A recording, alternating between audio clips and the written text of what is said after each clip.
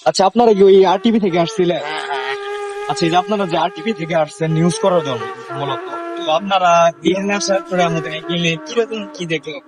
আসলে পদ্ম বিলের তো সৌন্দর্য হচ্ছে যে তার ফুল এবং পদ্মের চাক, হ্যাঁ, এবং চাক থেকে এখন নতুন করে পদ্ম গাছ জন্মে, তারপরে পদ্মের শাসন থেকে তো এইভাবে যারা ভ্রমণার্থী যারা আসে তারা হয়তো মনের অজান্তেই তার একটু ভালো লাগার কারণে সে যে নির্বিচারে যে ফুলগুলো এবং বীজগুলো যে উঠাচ্ছে, এটাতে কিন্তু আমাদের এখানে বিপর্যয় ঘটছে।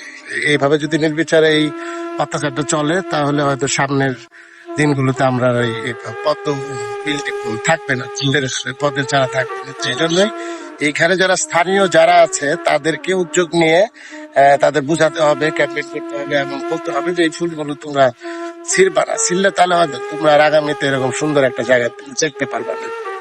তো যারা বর্তমান সময়ে এই জায়গায় আসতে চাচ্ছে বা আসতেছে, তারা কি দেখার জন্য আসতেছে? আপনি যদি মানে এই বিষয় নিয়ে কিছু এটা তো বলতেন আসলে বা- আসলে পদ্মবিলের সৌন্দর্য দেখার জন্য, যে এখানে একটা নির্মল বাতাস। তো আপনি আপনার ব্যক্তিগত দিক থেকে যদি মানে কিছু প্রকাশ করতেন এইখানে আসার পর আপনার কেমন লাগছে? আমার কাছে তো অবশ্যই ভালো লাগছে, কারণ প্রকৃতি আমাকে সবসময় টানে। আমি প্রকৃতির কাছে বারবার ছুটে যাই, তো এই জন্যই আমার কাছে এই জায়গা খুবই একটা সুন্দর জায়গা। আর যারা দূর দূরান্ত থেকে আসতে চায় তাদের উদ্দেশ্যে কি তাদের বলতে চান? উদ্দেশ্যে বলবো যে আপনারা যারা এখানে আসবেন এইখানের এই সৌন্দর্যকে উপভোগ করুন, কিন্তু এইখানের সৌন্দর্যকে নষ্ট করবেন না। কেউ পাতা ছিঁড়বেন না, ফুল ছিঁড়বেন না, চাক ছিঁড়বেন না। হ্যাঁ, তো এইটাই হলো মানে আমার কাছে চাওয়া। আপনারা আসেন, চোখ দিয়ে দেখেন, মন দিয়ে অনুভব করেন, এক ফিল নেন, এখানে ফিলটা নেন, কিন্তু কেউ এইখানে অত্যাচার করবেন না।